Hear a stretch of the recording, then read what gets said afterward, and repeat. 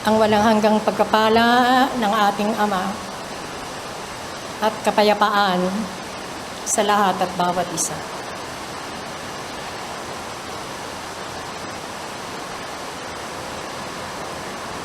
Katotohanan hanggang sa mga sandaling ito,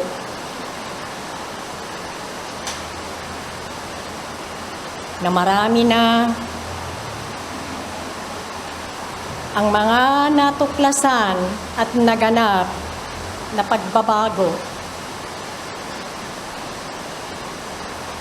sa larangan ng pakikitalad ng tao dito sa ibabaw ng lupa, ay hindi pa rin niya malirip ang mga nakatagong lihim at katotohanang ibinibigay o ipinapahayag ng kalikasan. Ang kalikasan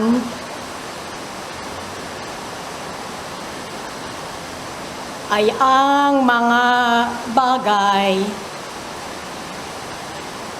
na kabahagi ng tao dito sa ibabaw ng lupa. Na ang bawat bahagi ng kabuuan ng kalikasan ay mayroong layunin at may kaugnayan sa isa't isa at lalong higit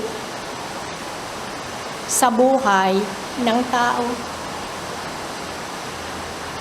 Na ang mga kalikasang ito na binubuo ng tinatawag ninyong topografiya, na siyang istruktura ng likas na pananggalang, likas na pinagkukunan ng maraming yaman na kailangan ng tao sa isang bansa o lugar na dito siya nabibilang. Na kung bakit iba-iba ang kaugalian ng tao, lalo na ang kanyang kapaniwalaan.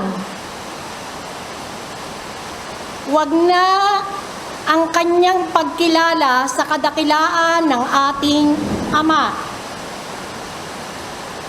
kundi paano niya dinadala, tinatanggap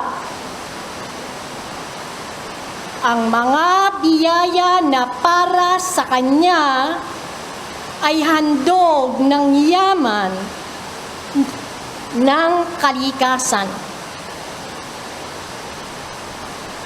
Lalo na sa inyong mga kapatid na bukas na ang kanilang talino, na mayroon ng yaman na baunan, na ang lahat ng mga bagay na binubuo nang sa kanya ay nakapaligid ay mayroong layunin, kaugnayan sa kanya bilang tao. At ang malaking bahagi nito ay may kaugnayang ibinibigay na hindi alam ng tao kung paano tanggapin at pasalamatan ang lahat ng kabuuang binubuo ng tinatawag ninyong kalikasan.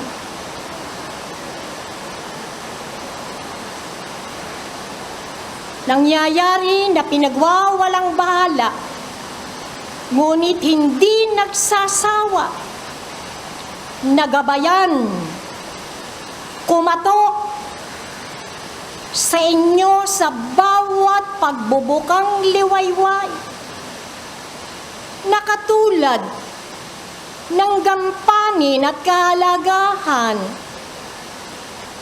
ng tala sa umaga, na ito ang hudyat na sa unti-unti na pagkawala ng dilim at pagsikat ng liwanag sa alalay ng bituing ito o ng talang ito, na kalinsabay ay gigitaw ang haring araw. Nalalaman niyo baga na ang pagpapalaganap ng basbas at biyaya sa panahon na unti-unti nang magpapakita o magpapamalas ng liwanag ang haring araw, na ang kaagapay nito ay ang tala sa umaga, na ang biyayang nito ay mayroong panawagan sa bawat isa, na idinadantay sa inyong pagkatao sa buong araw, na kayo ay gagawa, makikisalamuha, at lalong higit ay makilala ang inyong sarili. Ilan na sa panahong ito ang pagpapahalaga sa pagbubukang liwayway, na kailangan ang tao ay magsisimula na iiwan ang kanyang kinahimlayan sa buong magdamag, magpupunpon at hahatid ng isang lakas mula sa Ama na ibabasbas sa Kanya, na manunawa na ang mga tilamsi ng liwanag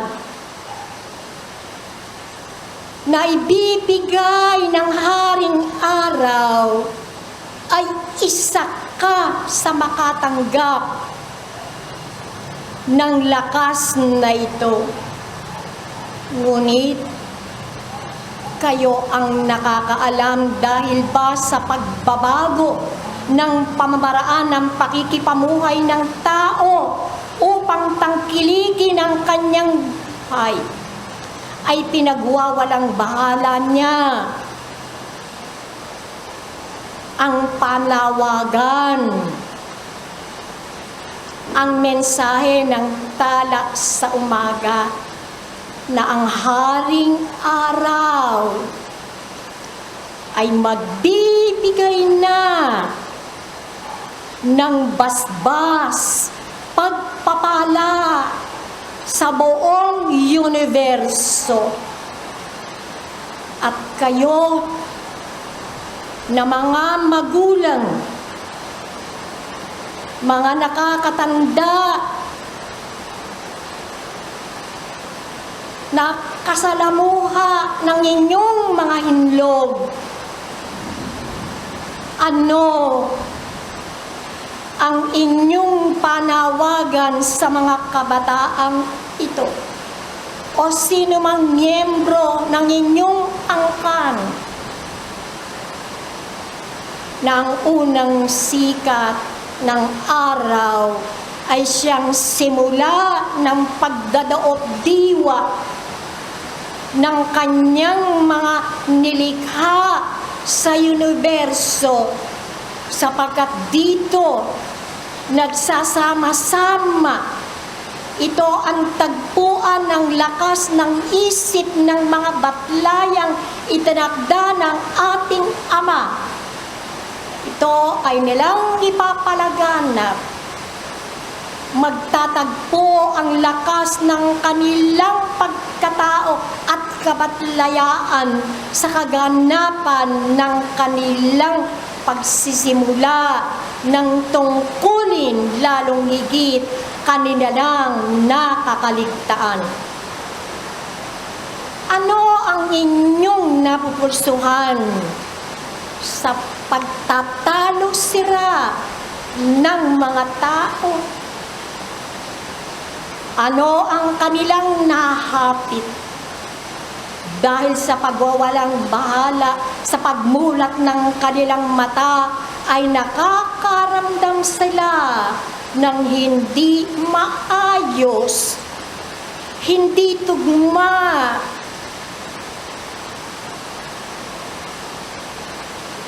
Napalagay at dalahin ng kanyang damdamin at kalooban, lalo na ng kanyang isipan. Sapagkat tinanggihan niya, dahil nanaigang kahinaang panlaman, ang isa sa mga mahalagang bahagi ng kabuuan ng sanglathan ay kanilang pinagwalang bahala. Wala kayong nakikita kundi pawang magaganda. Wala kayong tinatangkilik na saloobin kundi pawang kaligayahan. Paano ninyo binabasa ang kasalukuyang nangyayari na nagdidilim ang inyong kapaligiran? Kahit na ang patak ng ulan na inyong pinananabikan sa panahon na nagdadanas kayo ng alinsangan. Bakit ganito ang paglalarawan ng kapaligiran sa kalakasan? Sapagkat kung inyong nababasa, hindi lamang ang nasa katitikan ng mga babasahin, kundi nababasa nyo rin ang mga pangyayari kung bakit wika nyo nga ay nagkakaroon ng pagbabago sa panahon. Yan ang mga naglalangkap na mga nagpipingkiang pagwalang bahala at walang pagpapahalaga ng mga tao sa pagpapala, pagsubaybay ng ating Ama na nakakaligtaan niya na meron siyang kaluluwa, na meron siyang espiritu, at ang kanyang tinatangkilik lamang ay ang kanyang laman. Ano ang nahahapit?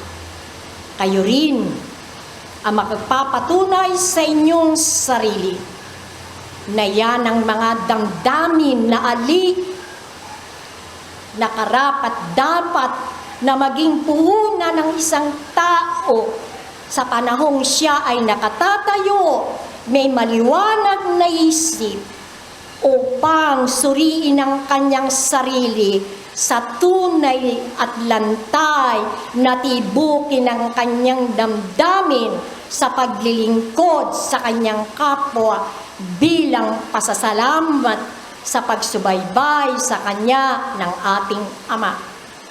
Ngunit paano maliriri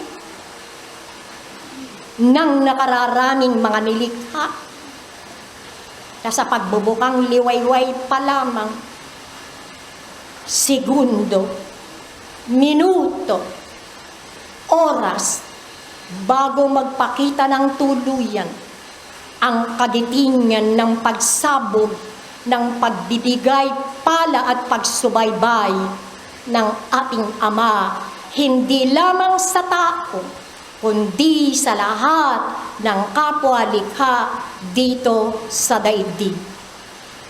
Napakahalaga ng pasimula ng araw, sapagkat dito nyo mararamdaman ang daloy ng lakas na ibinibigay na karapat-dapat sa bawat isa sa unti-unting paglaho ng tala sa umaga na ang tagapagbalita, pagpapahayag na mayroong pang pag-asa at buhay, na mayroong tungkulin at gampanin ng tao, alang-alang sa kanyang kapwa, hindi lamang sa kanyang sarili, ay ang pasimula ng pagbubukang liwayway.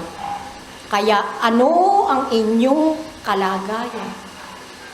Totalmente, hindi ang inyong lakas, kundi ang pagdadala at ang inyong pananaw na hanggang ngayon ay napakahirapang unawain at maunawaan ang mga dalahin mo sa iyong buhay sa araw-araw na ikaw ay nagpapatuloy na tangkilikin,